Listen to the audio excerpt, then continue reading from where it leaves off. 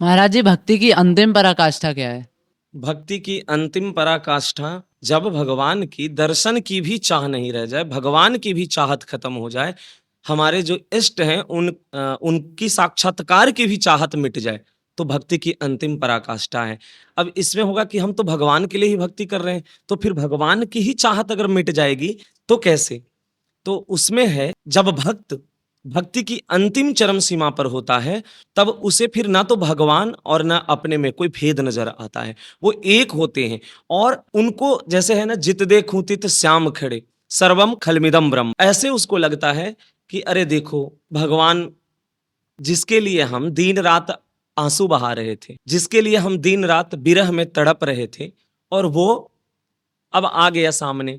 तो जब सामने आया वो एक पल के लिए है, पर भक्ति जो है वो एक पल की नहीं है। भक्ति तो पूरे जीवन की है।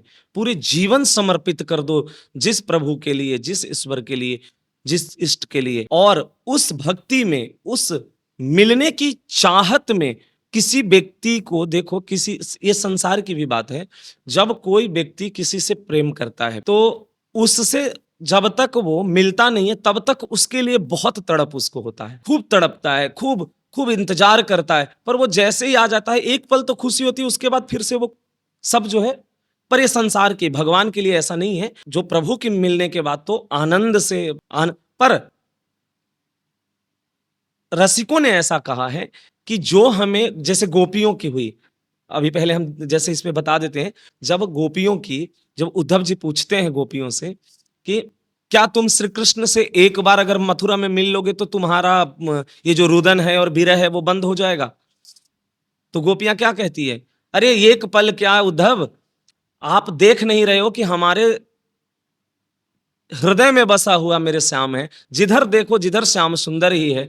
एक पल क्या, यहाँ एक पल अलग नहीं होते हैं हम श्याम सुंदर से, और तुम एक पल देखने की बात कर रहे हो।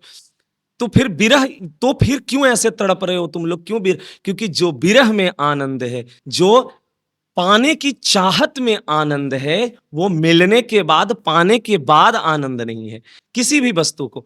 जैसे किसी को संसार के देख लो, संसार में किसी को कोई बहुत ही कीमती वस्तु अगर उसको पाना हो, जैसे कोई मान लो बहुत महंगी गाड़ी खरीदना हो, तो वो खूब पहले कितना उत्साहित रहता है, खूब वो उसमें एकदम 1 महीना 2 महीना जितना उसको इंतजार हुआ उतना दिन एकदम बिल्कुल बेचैन रहेगा।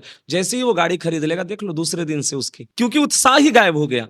तो उसी प्रकार से ये तो फिर भी ये भौतिक वस्तु है, और वो तो चिर चिदानंद की बात है। गोपियां कह रही हैं कि हमें उससे मिलने की चाहत नहीं है, हमें तो उसके लिए तड़पने की चाहत है, उसके लिए विरह में रोने की जो चाहत है, बस हमें वही होने दो, उसी को वैसे ही रहने दो। मतलब मैं जैसी हूं वैसे ही रहने दो। उद्धव, आप हमें कोई भी ज्ञान आकर के मत दो, क्योंकि ज्ञान हमें समझ में आएगा नहीं। तो रसिकों ने भी ऐसे ही कहा। रसिकों ने भी भोरी सखी दिन रात प्रिया लालजू के लिए अपने अश्रु प्रवाहित करते हुए विरह में तड़प रहे हैं और बस आहें भर रहे हैं। पर उन्होंने ये नहीं कहा कि आप आओ। जब प्रिया जो आती हैं, जब उनके एक समय उनको धूप लग रही है और उसी में वो तड़प रहे हैं, रो रहे हैं, अश्रु प्रवाहित हो रहा है, आंख बंद है और बिल्कुल ही अपना शरीर की भी शुद्ध और भान नहीं है, तो प्रिया जो से रहा नहीं जाता है, तो वो आकर के और अपना जो अचला है वो ऐसे आकर के उनके छांव दे देती है। जब ये भोरी सखी को पता चलता है, तो भोरी सखी और विरह में तड़पती है और बहुत रोती है और बोलती है, ऐसा क्यों किया? हमने कभी नहीं कहा कि आप मेरे लिए कष्ट करो। यानी कि आप अगर हमारे लिए आ रहे हो तो हम नहीं चाहते कि आप मेरे लिए कष्ट करो। माधव दास बाबा की लंगोटी जब धोने लगे प्रभु जगन्नाथ जी, तो यही कहे, माधव तुम क्यों कष्ट करते हो, क्यों मेरे लिए परेशान होते हो? तो बोले, बाबा तुम्हारे जीवन में मेरे सिवा कौन है?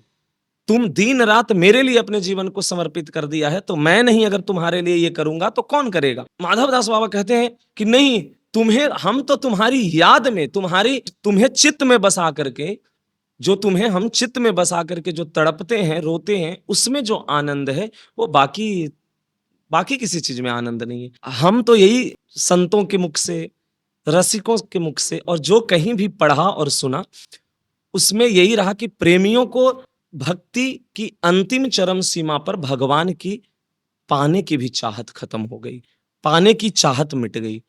यही भक्ति की अंतिम पराकाष्ठा और भक्ति की अंतिम जो है ऊंचाई है।